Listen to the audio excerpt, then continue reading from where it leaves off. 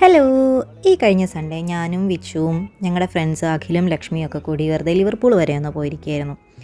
കുറച്ച് സാധനങ്ങളൊക്കെ വാങ്ങാനുണ്ടായിരുന്നു. ആ കൂടെ തന്നെ വെറുതെ ഡോക്കിലൊക്കെ പോയി ഒന്ന് കറങ്ങിയിട്ട് വരാമെന്ന് വിചാരിച്ചു.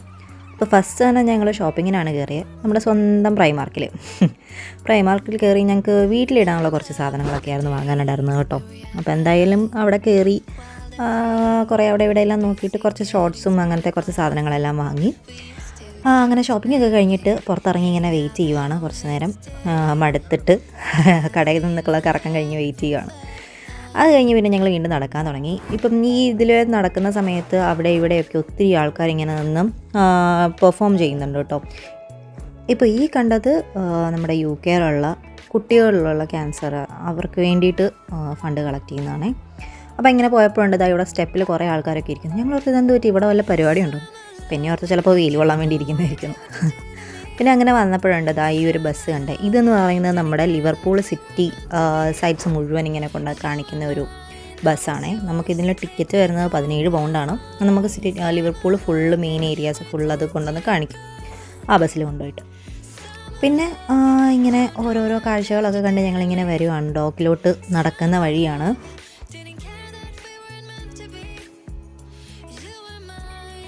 ഇവിടെ പിന്നെ ഇങ്ങനെ നടക്കുന്ന സമയത്ത് കുറേ സ്റ്റാച്യൂസും ഇങ്ങനത്തെ കുറേ സാധനങ്ങളൊക്കെ കാണാനുണ്ട്.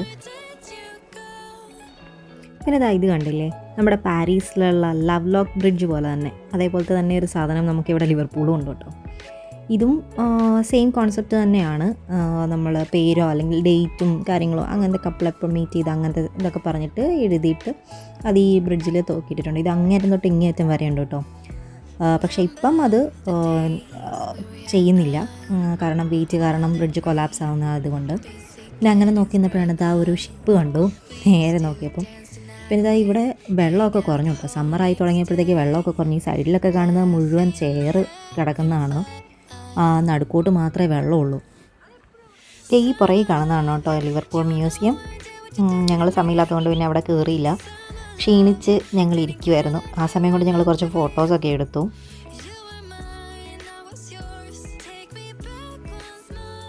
അങ്ങനെ നടന്ന് വന്നപ്പോഴാണ് ഇതാ ഈ സാധനം കാണുന്നത്. കണ്ടപ്പോൾ ഒരു കൗതുകം, ഓടിപ്പോയി നോക്കി. പക്ഷേ ഒന്നും കാണത്തില്ലായിരുന്നു കേട്ടോ. കാണാം, പക്ഷേ അങ്ങ് ബ്ലറായിരുന്നു, ക്ലിയർ അല്ലായിരുന്നു കാണാനായിട്ട്. കുറച്ച് മുന്നിലേക്ക് വന്നപ്പോൾ കുറച്ച് ആൾക്കാരിങ്ങനെ കൂടി നിൽക്കുന്നുണ്ട് കേട്ടോ. എന്താ സംഭവം എന്ന് അറിയാൻ വേണ്ടി നോക്കിയപ്പോഴാണ് കാണുന്നത് നമ്മളുടെ ഫേമസ് ഇംഗ്ലീഷ് റോക്ക് ബാൻഡായ ദി ബീറ്റിൽസിലെ ഗ്യാങ്ങിൻ്റെ ഫോട്ടോ അല്ല, സ്റ്റാച്യു അവിടെ കാണുന്നത്.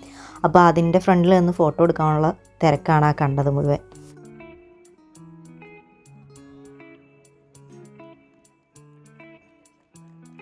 പിന്നെ ഇവിടെ കാണുന്ന ഈ 3 ബിൽഡിങ്ങുകൾ, ഇതിന് ഒരുപാട് ചരിത്രമുള്ള ബിൽഡിങ്ങുകളാണ് കേട്ടോ.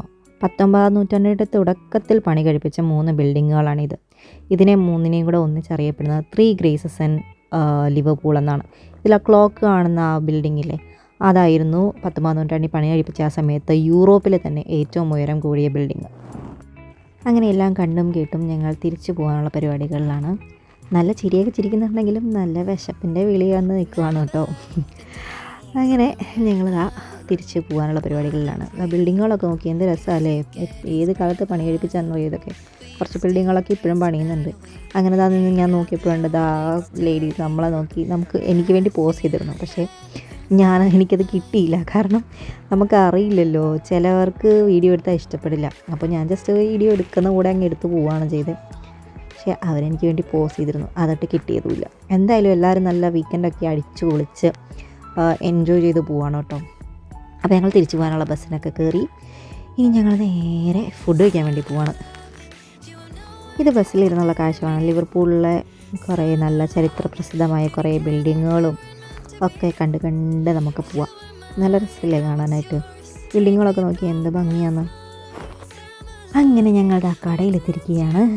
ഗ്രീൻ ചില്ലീസ് റെസ്റ്റോറൻറ്റിലാണ് കേട്ടോ ഞങ്ങൾ കയറി. ഇവിടെ നല്ല നമ്മുടെ പൊറോട്ടയും മസാല ദോശയും കപ്പയൊക്കെ കിട്ടും.